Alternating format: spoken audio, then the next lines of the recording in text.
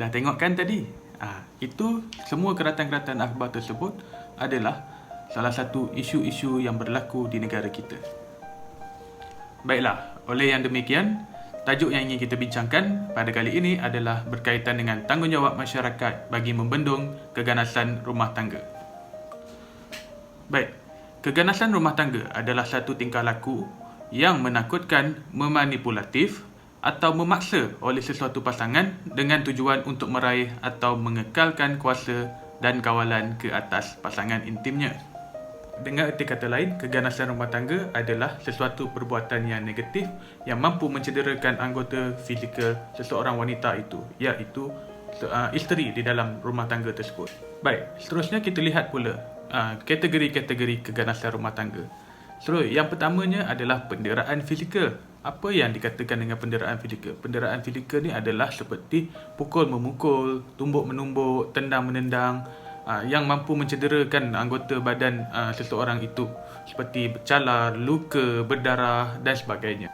Okey, begitu juga dengan menghalang keperluan manusia seperti makan, minum, tidur, tempat tinggal dan sebagainya. Okey, yang kedua pula adalah penderaan mental, iaitu emosi. Okay, apa yang dikatakan penderaan mental, penderaan emosi ini? Okay, penderaan mental dan emosi ini, ataupun emosi ini adalah yang mana kita mengutuk dia, kita menghina dia, kita menjatuhkan maruah dia. Contohnya dalam isu rumah tangga. Contohnya isteri kita pada permulaan perkahwinan kita melihat bahawa tubuh fizikalnya sangat menarik perhatian kita. Tapi apabila selepas beberapa tahun pernikahan berlaku, kita melihat terdapat perubahan yang boleh dikatakan ketara terhadap fizikal isteri kita tersebut. Oleh yang demikian, kita menghina dia, kita mengutuk dia.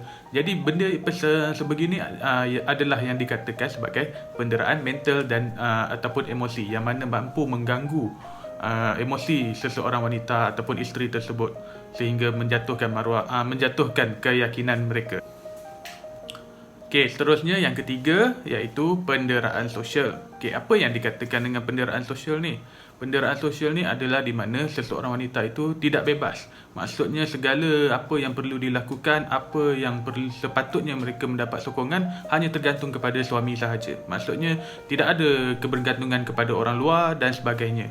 Jadi itu merupakan salah satu daripada penderaan sosial, yang mana mereka hanya tertumpu kepada suami di dalam rumah sahaja. Terusnya yang keempat iaitu penderaan seksual. Okey, penderaan seksual dalam rumah tangga ini adalah di mana berlakunya sesuatu paksaan tanpa kerelaan seseorang isteri tersebut dalam melakukan hubungan yang berkaitan dengan seksual, seperti hubungan intim ataupun melihat segala bentuk seksual terhadap wanita tersebut tanpa keizinan mereka. Itu adalah merupakan penderaan seksual terhadap wanita dalam rumah tangga.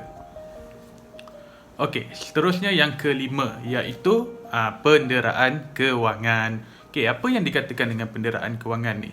Okey, penderaan kewangan dalam konteks rumah tangga adalah yang mana si suami tidak membenarkan isteri untuk bekerja. Jadi apabila si isteri tidak mempunyai pekerjaan, maka tidak adalah pendapatan buat isteri tersebut. Okey, seterusnya mungkin si suami ini tidak membenarkan isterinya untuk membuka akaun, yang mana isterinya tidak akan mempunyai akaun simpanan sendiri, iaitu simpanan sendiri untuk membeli keperluan-keperluan harian mereka. Oleh yang demikian, perkara seperti ini akan membuatkan seseorang isteri tersebut hanya bergantung kepada suaminya dalam mendapatkan wang untuk untuk berbelanja terhadap keperluan sendiri. Jadi ini adalah merupakan satu penderaan kewangan terhadap wanita ataupun isteri di luar sana. Okey. Habis bercerita tentang kategori-kategori penderaan, kita pergi pula kepada golongan mangsa keganasan rumah tangga ini. Baik, yang pertama, golongan yang akan menjadi mangsa adalah si isteri ataupun bekas isteri. Yang kedua adalah si suami ataupun bekas suami. Yang ketiga, ahli keluarga yang tinggal serumah. Yang keempat, ibu bapa. Dan yang kelima adalah anak-anak. Okey, seterusnya kita lihat kepada kewajaran tanggungjawab masyarakat dalam membendung masalah keganasan rumah tangga ini. Okey, kita nak tengok wajar ataupun tidak masyarakat ni bertanggungjawab dalam membendung keganasan rumah tangga ini. Okey, baik, seperti yang saya nyatakan statistik di sebelah, iaitu pertanyaan bagi mengenai keganasan rumah tangga yang diterima oleh WAO dan juga TINA.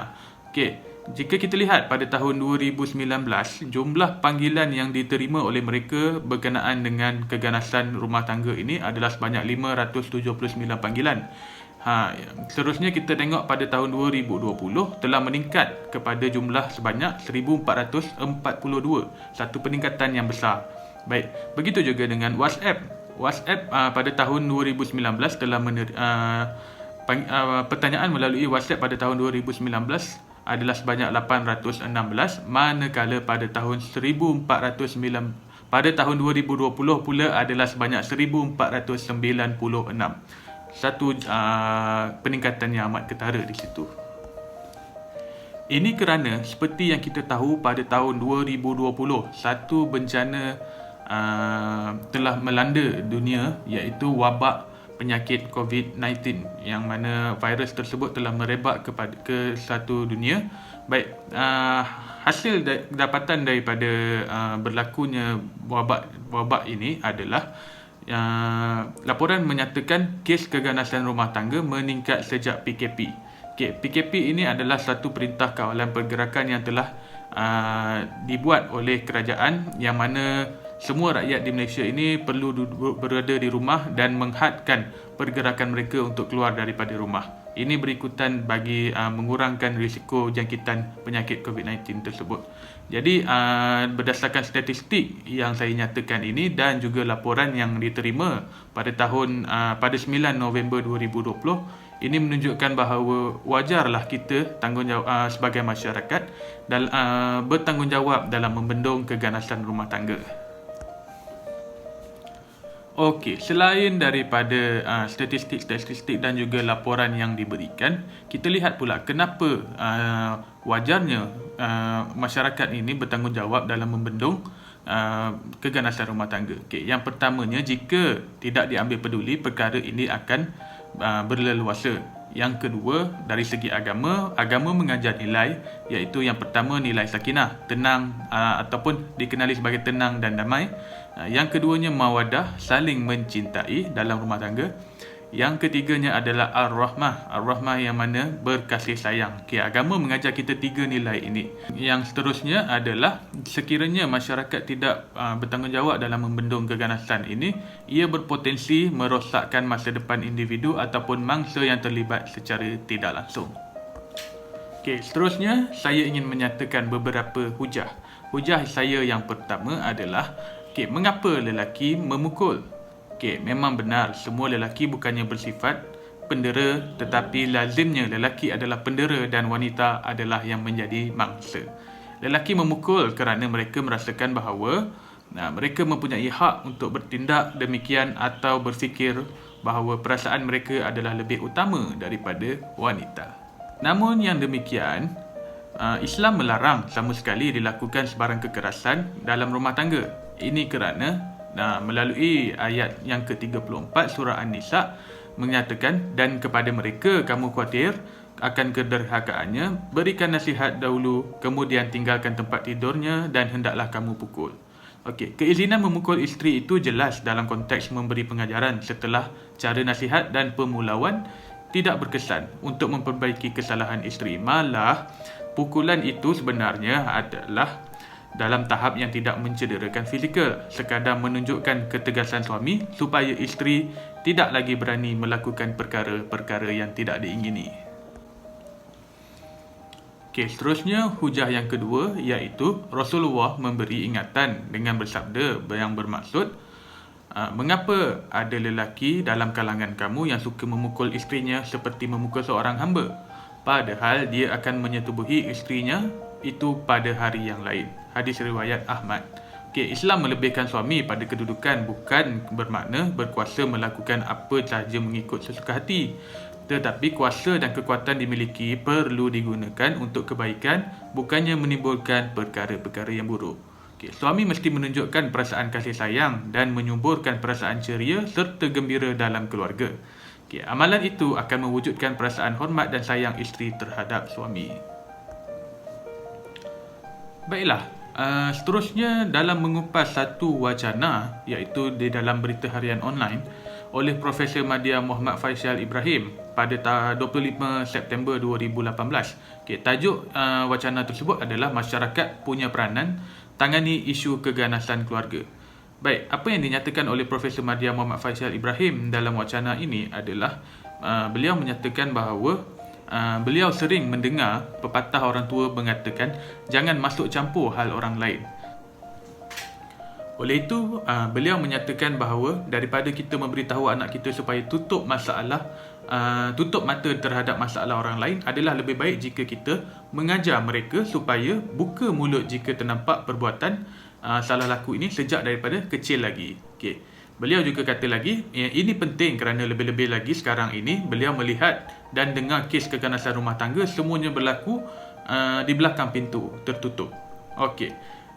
Dan yang paling menyayat hati beliau adalah apabila ianya melibatkan kanak-kanak dan juga anggota keluarga yang terdedah kepada bahaya tersebut dan tidak berupaya melindungi diri mereka sendiri.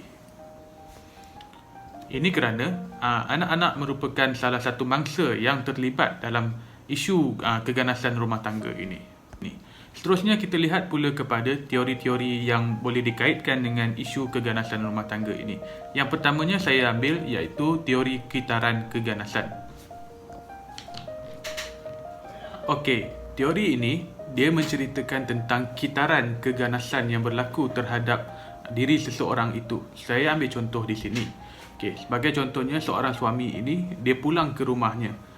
Dia pulang ke rumah dalam keadaan yang di mana beliau telah pun dibuang kerja.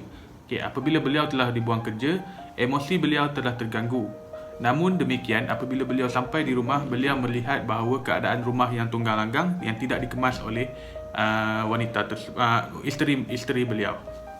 Oleh itu, apabila berlakunya rasa tertekan semula ini, maka berlakulah kembali keganasan terhadap si isteri tersebut. Maka inilah yang dimaksudkan dalam teori kitaran keganasan ini. Seterusnya kita lihat kepada teori feminisme. Teori feminisme ni dia menekankan tentang perjuangan wanita untuk mendapatkan tempat yang sederajat dengan lelaki. Maksudnya apa yang lelaki boleh buat, dia boleh buat, dan dia nak apa yang mereka buat, si lelaki juga buat. Sebagai contoh, teori kitaran keganasan tadi saya menggunakan si suami dan juga si isteri. Baik, kalau dalam teori feminisme ini pula, kita boleh katakan situasi sebentar tadi yang di mana keadaan rumah itu bersepah. Kalau kita kaitkan dengan teori feminisme ini, yang si isteri ini dia mahukan bahawa kerja-kerja di rumah tersebut dilakukan juga oleh si suami. Namun demikian, si suami telah emosi beliau telah terganggu disebabkan beliau telah dibuang kerja. Jadi disebabkan teori feminisme yang mana si wanita ataupun si isteri ini mahukan tanggungjawab mereka itu dipikul sama oleh suami, maka berlakulah di situ orang kata berlaku perselisihan faham yang mampu mengundang kepada keganasan dalam yang melibatkan di antara si suami dan juga si isteri. Dengan arti kata lain, keganasan rumah tangga. Secara refleksinya dapat kita katakan bahawa kedua-dua teori ini dia mempunyai berkaitan, yang di mana teori feminisme tadi dia menerangkan tentang wanita ini mahukan apa yang mereka lakukan, lelaki juga perlu lakukan, dan apa yang lelaki lakukan mereka juga boleh lakukan. Jadi di sini berkait dengan teori kitaran keganasan tadi, yang di mana sebagai contoh yang kita katakan tadi iaitu misal kata si suami ini balik rumah melihat keadaan rumah yang tunggang langgang tanpa dikemas. Jadi dengan harapan si isteri, si suami yang akan mengemas rumah tersebut. Jadi setelah berlakunya pemulihan pujuk memujuk antara suami dan isteri, kita panggil setelah berlakunya kedamaian dalam hubungan suami isteri tersebut, tidak mustahil bahawa akan berlaku lagi perkara yang sama sekiranya berlaku masalah-masalah yang lain dalam rumah tangga mereka. Itu yang dimaksudkan bahawa itulah yang diperjelaskan dalam teori kitaran keganasan. Jadi saya dapat dikatakan bahawa kedua-dua teori ini mempunyai berkaitan. Maka secara keseluruhannya, iaitu sebagai penutup, boleh dikatakan keganasan rumah tangga ni dia merupakan satu jenayah yang mampu mengakibatkan keluarga menjadi porak-poranda. Okey, yang keduanya adalah masalah ini perlu dibanteras supaya tidak menular dan bertambah teruk lagi. Okey, yang ketiga, masyarakat, pihak berkuasa ataupun kerajaan-kerajaan perlulah sama bertanggungjawab dalam membendung masalah keganasan rumah tangga ini. Okey, seterusnya, sesebuah rumah tangga yang bahagia haruslah ada sikap sabar dan janganlah berlagak seperti enau dalam beluka melepaskan pucuk masing-masing.